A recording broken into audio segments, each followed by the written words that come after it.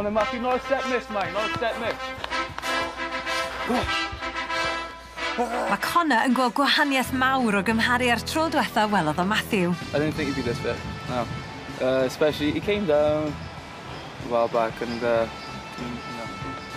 he looks much better now. Yeah, he lost so much weight, he looks healthier himself, he looks happier, actually. A mae Joe Junior di syni ar yr ochr ora hefyd. Well done, Matt. Good pace, Matt. He's doing good, man. I'm actually quite surprised. He's doing really good. No, impressing me. Good pace well, Matt. Not good slow, mate. Really good. Well done, man. Ar ôl cnesu, mewn i'r ring a fo.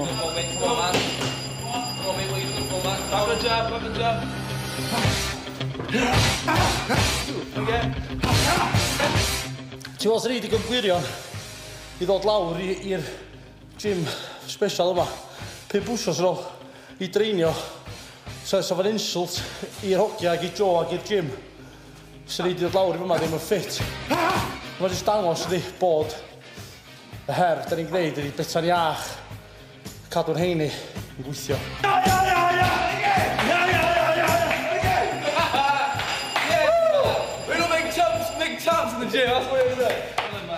Ac mae yna un champ arbennig di galw heibio i ddymuno'r gorau iddo ar y gyfres. I'd like to say good luck to my man Matt Poblock and on Fit Cymru, and I'm sure he's doing great, so well done, mate. Diolch, Joe. Thank you. Thank you. Diolch, mate. Wrthos diwetha, Matthew, oedd y tîm pwyso 19 stôn, 7 pwys a hanner, a dy darged di oedd i golli 3 phwys. Yr wythnos yma, mi yw tîm pwyso 19 stôn a 3 phwys. Felly ti di colli 4 pwys a hanner. Da iawn! Dr Iwan. Matthew, llongorchadau, ti wedi cyrraedd y darged. Sut ti'n tymlo? Teimlo dda. Honestly, dwi'n teimlo well rwan. Oherwydd dwi wedi gael wsos up and down efo pethau personol. Ond dwi'n ma wan, dwi wedi colli 4 a hanner. Dwi'n mor prawd. O'n eisiau cael gael y ti ynglyn â iechyd meddwl a lles emosiynol, a mae wedi bod yn wythnos stressful i ti yn dwe. A o'n eisiau rhannu dy ti bod fel rhan o fod yn gryf yn emosiynol ac yn rhan iechyd meddwl yw gallu delio gyda stres. A ti wedi dangos wrthos hyn bod ti wedi delio gyda stres yn gadarnhaol, ti wedi bod yn positif, a mae'n arwydd bwysig yn dwe bod ti'n medru gwneud hynny nawr.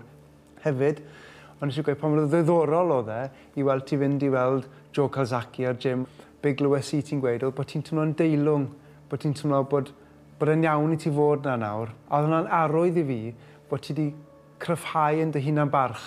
Ti'n gweld dy hunan yn berson sy'n heiddi cael y profiadau yna, a hwnna'n ffantastig i glywed. A dy darged i'r wythnos yma ydy i golli 3 phwys. Diolch. Gwych. Diolch yn fawr.